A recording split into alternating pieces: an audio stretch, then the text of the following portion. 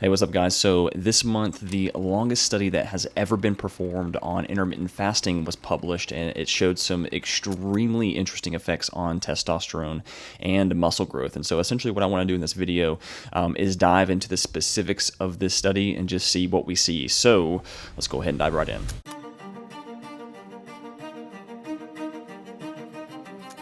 This video is sponsored by Let's Get Checked. Hey, what's up, guys? My name is Zach, and welcome to Nutrition Library, where we take an evidence-based approach to nutrition and supplementation. If you're new to the channel, do me a huge favor and hit the red subscribe button that's below this video so you can stay up to date with all of our future content. Thank you so much. So now this study in particular set out to establish the differences between a classical 16-8 intermittent fasting schedule versus a more normal 12-hour feeding window. And it included 20 participants, which is somewhat of a limitation in the study. However, because the study did last for 12 months, this limitation is somewhat controlled for to some degree. Now, it is important to note here that all of the participants in this study had at least 5 years of consecutive resistance training experience, and we can assume from that that they are somewhat metabolically healthy, which will be important to keep in mind as we dive into the specifics of this study. Now, the intermittent fasting group, their meal times were at 1 p.m.,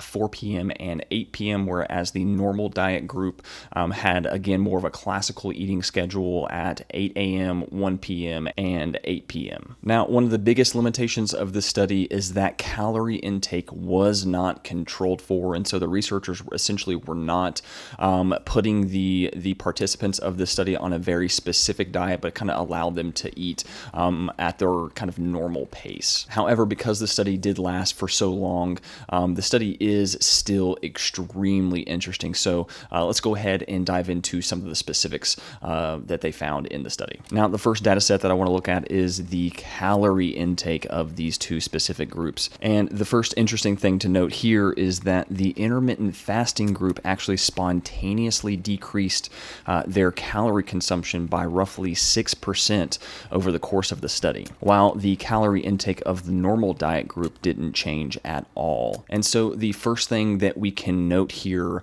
about this study is that intermittent fasting actually might be an effective way to, again, spontaneously decrease calorie consumption without essentially trying to. And then if we look at the nutrient consumption between these two groups, it is important to note here that there either wasn't a significant change at all between the nutrient consumption, or there was a similar change between the two groups, and so the nutrient data here just really isn't too significant to the results of this study. Now, if we go to our next chart here and look at the first data point here, we'll notice that when it comes to body weight, that the intermittent fasting group lost roughly 3.5% of their body weight over the course of these 12 months, whereas the normal diet group actually gained 3.3% of their body weight over the course of these 12 months. And so this roughly equates to about a 6.8% difference between these groups, and essentially means that the intermittent fasting group was in a slight calorie deficit over the course of this study,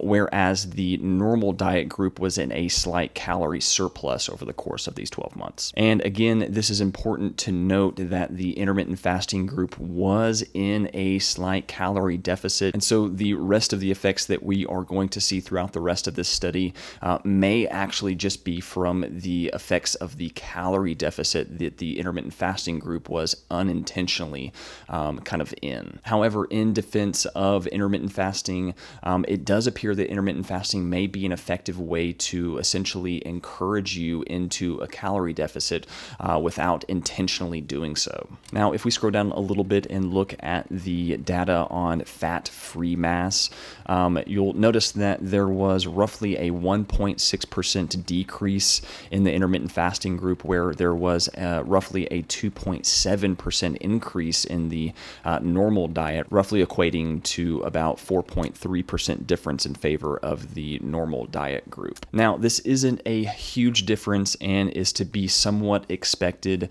to see the group that was in a slight calorie deficit to lose a little bit of muscle mass, whereas the group that was in a slight calorie surplus gained gained a little bit of muscle mass. But I think one of the biggest things to point out here is that intermittent fasting doesn't seem to be a technique that inherently increases muscle mass like so many people claim. Now, you might be able to make the argument that this scenario might be a little bit different if the intermittent fasting group was in a calorie surplus as well. However, there is little to no indication that this would outperform a normal diet calorie surplus, and at the very least we can conclude that it doesn't encourage the accumulation of muscle mass because of the fact that it's encouraging you to go into a calorie deficit. Now, if we scroll down just a little bit further and look at the data on visceral adipose tissue, we'll notice that there was a 25.5% reduction in the intermittent fasting group and a 3.8% reduction in the normal diet group, equating to roughly a 21.7% difference in favor of the intermittent fasting group. Now, this definitely appears to be in favor of the intermittent fasting group here, but again, it's not extremely clear from this data or from any other study for that matter that this is inherently coming from intermittent fasting per se, or just from the calorie restriction that intermittent fasting is encouraging individuals to get into. However, one of the most important things to note here, I think, is the fact that the normal diet group actually also lost roughly 4% of their visceral adipose tissue while in a calorie surplus. And so this seems to indicate that the specific effects of loss of visceral adipose tissue aren't specific to any particular diet, but it actually appeared to be coming from the exercise protocol, which is the only thing that these specific groups had in common. However, again, in defense of intermittent fasting, it does appear that either one, intermittent fasting, or two, calorie restriction seems to augment the effects of exercise on visceral adipose tissue. Now let's go ahead and get into some of the more interesting aspects of this paper, which are muscle size, muscle strength, as well as testosterone levels. Now, the first one we want to look at here is the effects that intermittent fasting had on muscle size. And you'll notice here that there was roughly a 3.2% reduction in the intermittent fasting group, whereas the normal diet group had roughly a 6.8% increase, which roughly equates to a 10% difference in favor of the normal diet group. And this is interesting for a couple of reasons. And one is that when we were looking at the differences in muscle mass, there wasn't a massive difference there. However, there does appear to be a statistically significant difference in muscle size when you compare the intermittent fasting group to the normal diet group. And so what it appears is happening here is that intermittent fasting doesn't necessarily decrease muscle mass to a large degree. However, it does look like it is hindering muscle size and muscle growth to a fairly statistically significant degree. Now, again, it's impossible to say here if this is inherently because of intermittent fasting or if it's because of the calorie deficit that intermittent fasting is causing. However, at the very least, we can conclude that intermittent fasting is not an effective technique to inherently increase muscle mass. Now, again, you can probably make the argument that if the intermittent fasting group was intentionally trying to get in a calorie surplus as well, that these results might be different. But again, there's just no real indication that that type of diet would outperform a normal diet calorie surplus. So can intermittent fasting inadvertently help you lose weight and lose fat mass? Probably. However, intermittent fasting does not appear to be inherently an effective tool to increase muscle mass or muscle size. Now, if we look at the effects on strength, I think this is actually one of the more interesting findings of this study.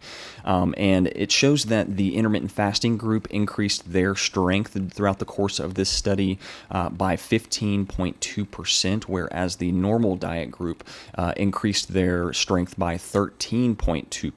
A statistically non-significant difference actually in favor of the intermittent fasting group, which I think is extremely interesting. Now, at first glance, this does appear to be somewhat strange to see the group that was in a slight calorie deficit actually increase their strength more than the group that was in a calorie surplus. However, this isn't extremely surprising, especially when you consider that the large majority of strength improvement comes from more of a neuromuscular improvements, not necessarily increases in muscle mass or muscle size. Now, obviously, muscle mass and muscle size do help when it comes to strength. However, they aren't necessarily the primary drivers of improvements in strength. Now, another important thing to note here that I do think is extremely interesting is that it is possible to improve in strength while losing weight, which I do think is a major myth within the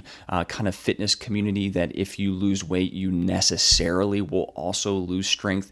This does not appear to be the case. However, all in all, I do think this finding is still somewhat interesting just because it at the very least did show that strength can improve while in a calorie deficit. Now, one of the biggest differences between these two groups over the course of this study was actually in testosterone levels, where the intermittent fasting group saw a 25.3% reduction in testosterone levels, while the normal diet group saw a 4.2% increase in testosterone levels, a difference of roughly 29.5%. Now, to be fair to intermittent fasting, we still don't know if this is inherently because of the calorie deficit that the intermittent fasting group was in, or if this is actually inherently because of the intermittent fasting. However, we can at the very least conclude that intermittent fasting does not increase testosterone, which so many people have claimed over the years without literally any data to support their claims. And so I'm not exactly sure where this rumor started, but I think we can finally put this one to bed.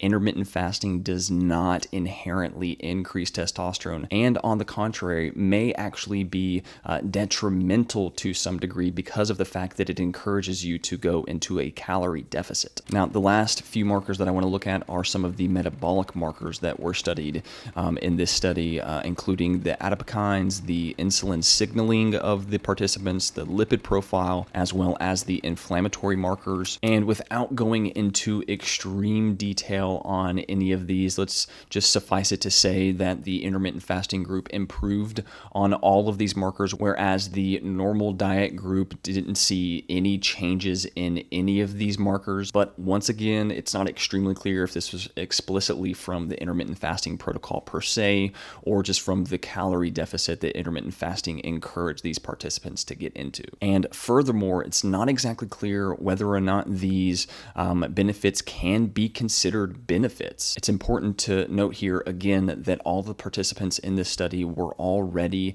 metabolically healthy, and so there's really no indication that lowering these markers in metabolically healthy individuals actually provides any health benefits whatsoever. And on the contrary, it actually might be detrimental. For instance, if you take an individual with healthy normal blood pressure and then lower their blood pressure, they don't have healthier blood pressure, they just have low blood pressure now. And so I do think there is a danger in taking these specific metabolic markers and kind of elevating them as kind of like the gods of metabolic health and just assuming that lower is always better. This is not always the case. And to some degree, this is also the case with testosterone as well.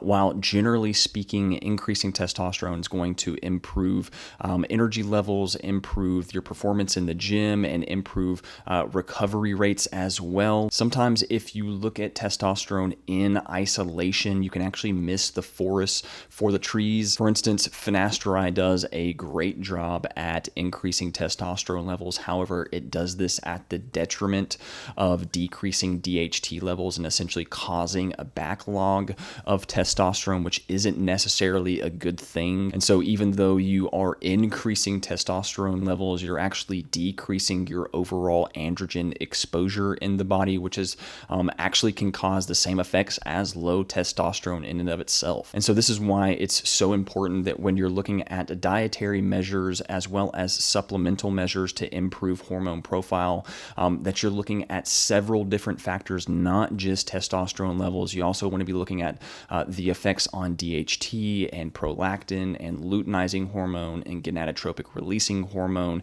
as well as thyroid hormones and just overall testicular health and fertility. And so when you look at nutrition through an extremely myopic lens, you can come to some really poor conclusions. And this is another reason why I'm such a huge fan of blood testing and getting a snapshot of your entire entire hormone profile, not just what your testosterone levels look like. And it's the exact same case with intermittent fasting. Does it decrease lipid markers? Yes. Does it decrease inflammation markers? Yes. Will it help you lose weight? Probably. But it comes at the detriment probably of muscle mass and testosterone levels as well. And so intermittent fasting may not be the best option for everybody, especially for those that are already metabolically healthy. Now, coming from somebody who has done a lot of intermittent fasting in the past, as well as a lot of water fasting, intermittent fasting just isn't something that I deploy anymore. For one, I'm already metabolically healthy and have solid lipid levels and inflammatory markers, and so these things aren't really something that I'm concerned about. Two, because of how lean and active I am, I do find it difficult to maintain my weight on intermittent fasting. And then for three, I just don't like the way that my personal energy levels fluctuate so much while I'm doing intermittent fasting. Typically, throughout the morning fast, I feel great and kind of have a lot of energy levels, but especially during my feeding window, because I'm having to consume so many calories within a short feeding window, I always just feel super sluggish during that period, and just is another reason why I'm not a huge fan personally of intermittent fasting. And then four is that, coming from somebody who has a lot of PED use in my past, my personal hormone optimization is a major priority for me, and I just don't personally find that intermittent fasting encourages a positive effect on my personal hormone profile as well. Now, if you're looking for natural ways to increase testosterone levels, one of the first steps is going to be actually getting a complete hormone profile done. Everyone's hormones are at a completely different place, and so there just really isn't a one-size-fits-all approach to optimizing your hormone profile. Some guys have low testosterone coupled with high prolactin and low estrogen, while others have normal testosterone levels but have high estrogen and low free testosterone. And so the approach that is effective for one guy may actually be detrimental to another. And so if you haven't had your hormone profile checked yet, I would highly recommend looking into my friends over at Let's Get Checked. They have one of the most comprehensive tests on the market, and what's more is that you can actually do it at home. Once you've purchased your test, they'll actually send you your test to your doorstep, where you will collect your sample at home and send it back, and within a few days you'll get your results through their online portal, along with a free consultation with a practitioner that will walk you through your personal results. Now, this is a super sweet deal, so make sure to check out the link in the description down below for 30% off of your test. But other than that, guys, if you're looking for more proven supplements that can be used to safely increase testosterone levels, make sure to check out the free guide that I have on my website, as well as the links to my favorite ashwagandha supplement. But other than that, guys, I think that's all I have for today. I know this video was a little bit longer than usual, but if you have any questions about anything that was stated in this video, feel free to leave a comment down below, and I will see you guys next time. Thank you so much.